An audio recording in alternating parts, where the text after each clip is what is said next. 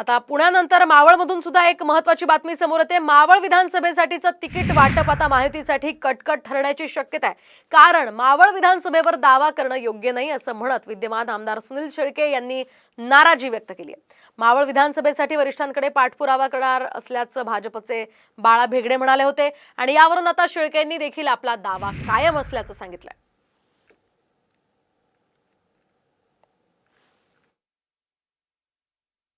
महायुतीचा धर्म पाळून आम्ही लोकसभेला माझ्या राष्ट्रवादी काँग्रेस पक्षाच्या सर्व कार्यकर्त्यांनी नेत्यांनी महायुतीच्या उमेदवाराचं प्रामाणिकपणे काम केलं आणि त्यावरती जर कुणी शंका कुशंका घेत असतील किंवा आम्हाला ही जागा मिळावी याकरता जर कुणी आग्रही असेल तर ते मला योग्य वाटत नाही।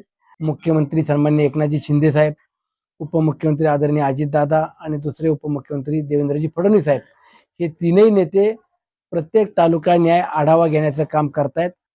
संघटनेच्या ताकदीवर लोकप्रतिनिधी निवडून देणारा महाराष्ट्रातील मावळ तालुक्याची एक आगळी वेगळी ओळख आहे।